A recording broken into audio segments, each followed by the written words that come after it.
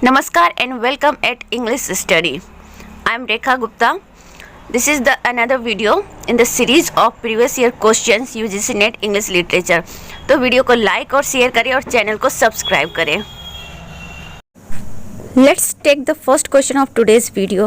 Who among the following wrote Marjepa, a long narrative poem about a 17th century military leader of Ukraine? मर्जेपा एक long narrative poem है, Ukraine के leader पर based है 17th century के. तो किसने ये पोएम लिखा है? William Cowper, Lord Byron, P V Shelley, S T. Coleridge. Right option will be Lord Byron, option B.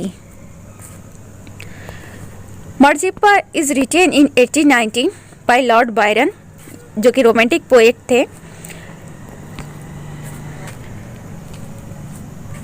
ये poem popular legend Ivan Mazeppa पे बेस्ड है. Young Mazeppa has a love affair with a Polish countess. तो यही इस poem की theme है. Second question of the video is which of the following statement is appropriately true of Harold Pinter's play. Harold Pinter's के play के कुछ characteristics हैं. तो इसमें से एक कैरेक्टरिस्टिक्स है जो कि राइट है फॉर हिज प्ले. तो what will be that? Option C is the right answer. Menace is in the air, but it is not pinned down or explained. Harold Pinter British playwright, Nobel prize winner हैं. ये birthday party इनका work है 1957 में. The homecoming another work है 1964 में. Betrayal 1978. The servant 1963. The trial 1930. इनके place के कुछ कैरेक्टरिस्टिक्स और भी हैं जिसे देख लेते हैं. पिंटरेस्क्यू, implications of threat and strong feeling, produced through colloquial language, apparent triviality, long pauses, comedy of menace, to silence. ये सारे इनके कैरेक्टरिस्टिक्स है प्लेस के, जो कि इम्पोर्टेंट है. कोई भी इसमें से पूछ सकता है आने वाले एग्जाम्स में. So better to recall this. Next question. To which mythological character is Faustus compared in the prologue of Dr. Faustus? तो doctor Faustus is a work of Christopher Marlowe, और उस वर्क में डॉक्टर फास्टस नाम का एक character है. तो ये किस मिथोलॉजिकल कैरेक्टर पे बेस्ड है? Perseus, Theseus, Icarus, Achilles. Right option will be c, Icarus. Doctor Faustus Elizabethan tragedy है क्रिस्टोफर मार्लो की. जर्मन स्टोरी पर बेस्ड है. इसके कुछ इंपॉर्टेंट कैरेक्टर हैं doctor Faustus, Lucifer, Mephistopheles, Beelzebub, 7 deadly sins. इस प्ले में ह्यूमन बीइंग की एम्बिशन के बारे में बताया गया कि how a human being can fall due to his over ambition. Next question is Who makes the following speech in Samuel Beckett's Waiting for Godot? Waiting for Godot is a work of Samuel Beckett, और इसमें ये speech है. Astride of a grave and a difficult birth, down in the hole, lingeringly, the grave digger puts on the forceps. इस speech को किस character ने बोला है इस प्ले में? Estragon, Lucky, Vladimir, पोज्जो.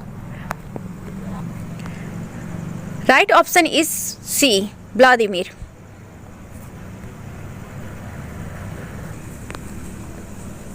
Waiting for Godot 1952 में लिखा गया है सैमुअल बेकेट के द्वारा. इसमें 2 इंपॉर्टेंट कैरेक्टर्स हैं, व्लादिमीर डिडी एंड एस्ट्रोगन गोगो, जो कि वैरायटी ऑफ डिस्कशन में इंगेज होते हैं और ये इंतज़ार कर रहे होते हैं टिटुलर गॉडट का, जो कि प्ले में कभी नहीं आता है. एंड तक इन लोग को इंतजार ही करते रहना पड़ता है. Next question. Which of the following are the major themes in William Congreve's the way of the world? William Congreve ने the way of the world drama लिखा है, प्ले लिखा है, और इसका जो मेन थीम है इसी पर यह क्वेश्चन है. Option are jealousy and revenge, love and intrigue, intrigue and death, love and loyalty. तो right option will be option B, love and intrigue. The way of the world 17वीं century में लिखा गया है विलियम कॉन्ग्रीव के द्वारा। Restoration period की comedy है। इसकी सेटिंग हुई थी लिंकन इन फील्ड लंदन में। इसके कुछ इंपॉर्टेंट कैरेक्टर्स हैं Millamant, Fainall, Mrs Fainall, Waitwell, Lady Wishfort, Sir Rowland फॉयबल।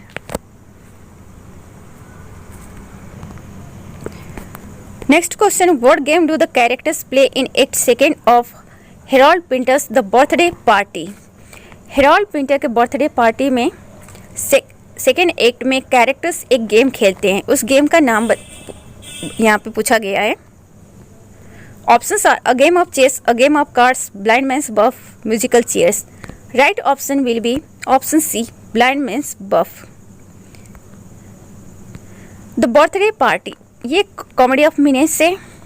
पिंटरेस्क्यू element है इसमें, एम्बिगुअस आइडेंटिटी है, confusion of time and place and dark political symbolism है। तो ये इनके प्लेस के कैरेक्टरिस्टिक्स हैं और वो इस प्ले में भी है। 3 एक्ट की प्ले है। मॉडर्न प्ले जनरली 3 एक्ट के ही होते हैं। कैरेक्टर्स से Petey, Meg, Stanley, Lulu, Goldberg, McCann. Now the next question, the Duchess of Malfi is based on। The Duchess of Malfi एक ट्रेजिक प्ले है। तो ये बेस्ड है किस पे बेस्ड है? A French romance, an Italian novella, a German fable, a Scottish chronicle. तो right option is B, an Italian novella. The Duchess of Malfi 1622 में जॉन वेस्टर ने लिखा था। ये जैकोबियन पीरियड की रिवेंज ट्रेजेडी है। फर्स्ट ये परफॉर्म किया गया था प्राइवेटली ब्लैक फ्रायर थिएटर में, फिर इसके बाद इसका परफॉर्मेंस हुआ था ग्लोब थिएटर में। सब्जेक्ट है इस प्ले के corruption, cruelty, social class. Character हैं Grisolan, Daniel de Bosola, Rodrigo, Julia, the Duchess of Malfi, Ferdinand, Cardinal, Antonio Bologna, Delio. ये इंपॉर्टेंट कैरेक्टर है इस प्ले के। तो ये प्ले क्या है?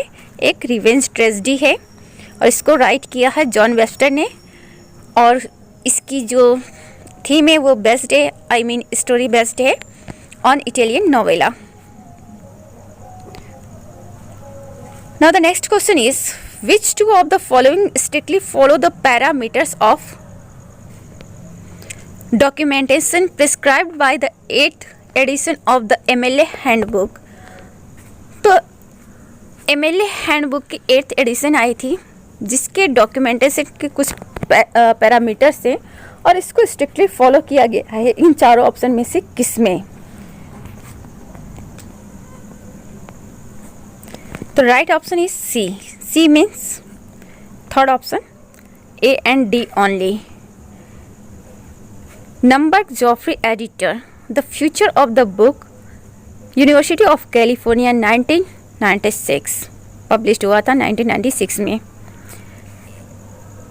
ए and D, Puig Manuel kiss of the spider woman, translated by Thomas Colchie, Vintage book 1991।